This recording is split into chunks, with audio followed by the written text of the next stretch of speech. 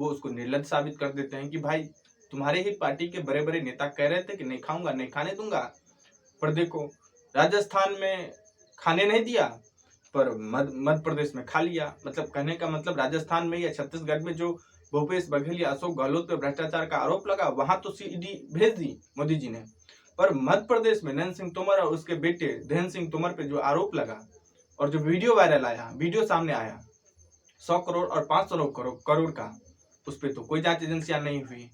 दूसरी तरफ परिवारवाद पे भी एक बड़ा चिन्ह अब उठने लगा है। क्योंकि मैं रंजन यादव, मेरे इस यूट्यूब मंच पे आपका स्वागत है। दरअसल दोस्तों, आज हम बात करेंगे नरेंद्र सिंह तोमर की।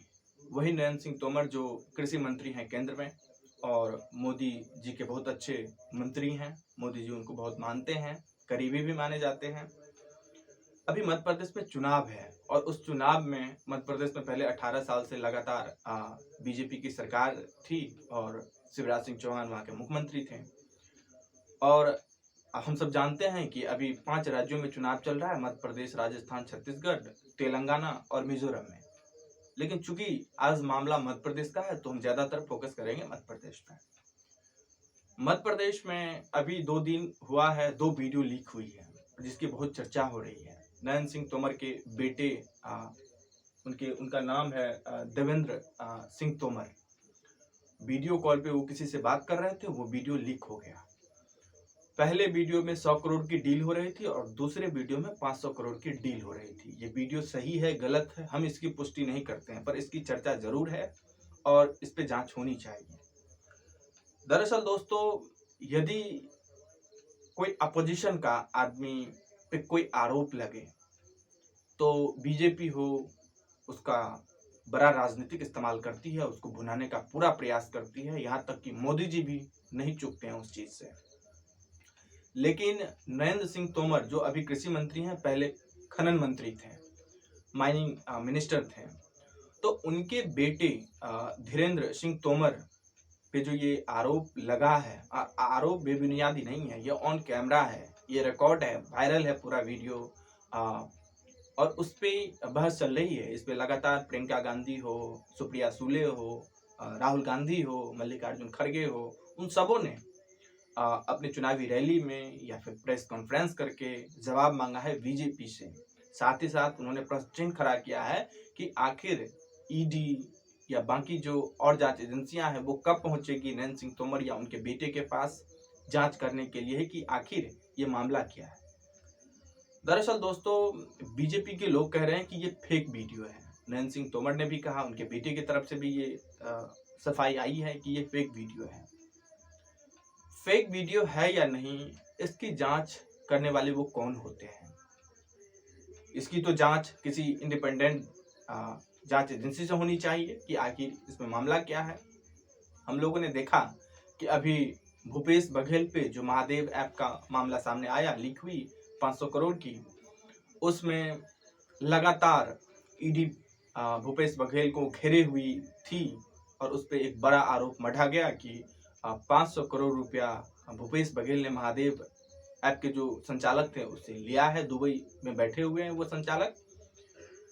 मोदी जी भी नहीं चुके हैं इसको भुनाने से, क्योंकि जब वो राजस्थान में या फिर छत्तीसगढ़ में, खासकर छत्तीसगढ़ में गए तो वहां उन्होंने कहा कि भूपेश बघेल ने महादेव ऐप के संचालक से 500 करोड़ ली और सट्टेबाजी का या गोरख धंधा उन्होंने करवाया। उनकी उनमें भूपेश बघेल की इसमें संलिप्तता थी सट्टेबाजी ऐप में।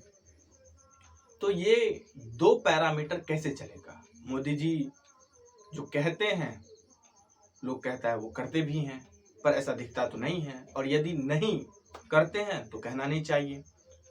पर बीजेपी का ये स्लोगन है कि मोदी जी हैं तो सब मुमकिन है। तो जब विपक्षी पे, अपोजिशन पे, कांग्रेस पे भ्रष्टाचार का आरोप लगता है तो ईडी किसी मीडिया के पहुंचने से पहले पहुंच जाती है। पर केंद्रीय मंत्री नरेंद्र सिंह तोमर या उसके बेटे पे जो आरोप लगा है 100 करोड़ और 500 करोड़ के डील का जो वीडियो लीक हुआ है, उस पर जांच एजेंसियां मौन क्यों है, कोई जवाब क्यों नहीं दे रही है? उसकी जांच होनी चाहिए। जांच एजेंसी क्यों नहीं कह रही है कि ये फेक वीडियो है? उसकी यदि जांच हो जाती, जांच एजेंसी कहती कि ये फेक वीडियो है तो उसमें दम था। लेकिन बीजेपी और यदि नरेंद्र सिंह तोमर कहे कि ये फेक वीडियो है, तो लोग कैसे विश्वास करेंगे? और लोगों के मन में ये संशय भी होता है। इतना ही नहीं, जो बीजेपी के सपोर्टर नहीं है उनके मन में तो संशय है ही, साथ ही साथ अब तो बीजेपी के जो सपोर्टर हैं, जो कोर वोटर हैं, उनके मन में भी ये शंकाएं घर कर चुकी है कि आखिर कुछ तो गोलमाल है भाई। क्योंकि यदि अशोक गहलोत के बेटे के यहाँ, राजस्थान के जो कांग्रेस के अध्यक्ष थे, उनके यहाँ अभी हाल फिलहाल में छापा पड़ा था भ्रष्टाचार के आरोप में। छत्तीसगढ़ के मुख्यमंत्री भूपेश बघेल पे महादेव ऐप में संलिप्तता के वजह से 500 करोड़ के घोटाले का जो मामला उजागर हुआ, उसमें ईडी तुरंत पहुंच गई। लेकिन राजस्थान में मध्य प्रदेश में चूंकि 18 साल से शिवराज सिंह चौहान की सरकार थी, और हम सब जानते हैं कि चूंकि राजस्थान निकल जाता है, मध्य प्रदेश में लगातार एंटी इनकम्बेंसी है 18 साल के शिवराज सिंह चौहान के अगेंस्ट में, और वहां बीजेपी की स्थिति और हालात ठीक नहीं है। तो केंद्र सरकार ने, बीजेपी ने वहां पे 7 सांसद को उतारा है चुनाव लड़ने के लिए, और उसमें 3 केंद्रीय मंत्री हैं, तीन केंद्रीय मंत्री हैं। और उसी में सबसे बड़ा नाम जो है वो नरेंद्र सिंह तोमर का है, जो धीमन से चुनाव लड़ रहे हैं, धीमन विधानसभा से। और उनपे ये बड़ा आरोप लगा है कि 100 करोड़ और 500 करोड़ का डील जो उसका बेटा कर रहा है, उसमें क्या सिर्फ उसके बेटे का ही संलिप्तता होगा? कुछ लोगों का ये भी मानना है कि इसमें बहुत सारे लोग हैं, बीजेपी के बड़े बड़े और दिग्गज लोगों की संलिप्तता है। ये सिर्फ नरेंद्र सिंह तोमर के बेटे का ये खेलबिल नहीं है, इसमें बहुत सारे केंद्रीय मंत्री, सांसद या बीजेपी के जो बड़े बड़े आला कमान है, उसकी इसमें संलिप्तता हो सकती है। ये एक प्रश्न रहा। तो भ्रष्टाचार के मोर्चे पे बीजेपी जो कहती है न खाऊंगा न खाने दूंगा, ये यहाँ साबित होती नहीं है। और यदि साबित नहीं कर पा रहे हैं मोदी जी या बीजेपी, तो बोलना ही नहीं चाहिए। बोल के यदि आप साबित नहीं करते हैं, तो आपके जो कोर वोटर हैं, कोर सपोर्टर हैं, उसके मन में भी शंका पैदा होती है। और वो भी कहीं चौक चौराहे यदि बोले, तो उसके जो अपोजिशन, कांग्रेस या बाकी और भी जो पार्टी के लोग हैं, वो उसको निर्लज साबित कर देते हैं कि भाई तुम्हारे ही पार्टी के बड़े बड़े नेता कह रहे थे कि नहीं खाऊंगा, नहीं खाने दूंगा, पर देखो राजस्थान में खाने नहीं दिया, पर मध्य प्रदेश में खा लिया। मतलब कहने का मतलब, राजस्थान में या छत्तीसगढ़ में जो भूपेश बघेल या अशोक गहलोत पे भ्रष्टाचार का आरोप लगा, वहां तो सीडी भेज दी मोदी जी ने, पर मध्य प्रदेश में नरेंद्र सिंह तोमर और उसके बेटे धीरेन्द्र सिंह तोमर पे जो आरोप लगा और जो वीडियो वायरल आया, वीडियो सामने आया 100 करोड़ और 500 करोड़ का, उस पर तो कोई जांच एजेंसियां नहीं हुई।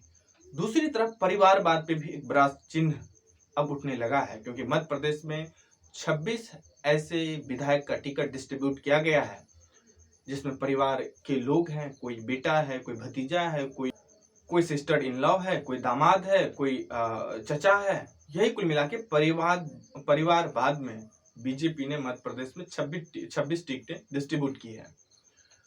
तो एक तरफ तो आप कांग्रेस पे या बाकी जो ओरिजिनल पार्टी है, चाहे वो राजद हो, सपा हो, या पश्चिम बंगाल की जो पार्टी है तृणमूल कांग्रेस, वो हो, या और भी बहुत सारे जो पार्टी हैं, चाहे वो शिवसेना हो, इन सब पार्टियों पे तो आप परिवारवाद का आरोप लगाते हैं।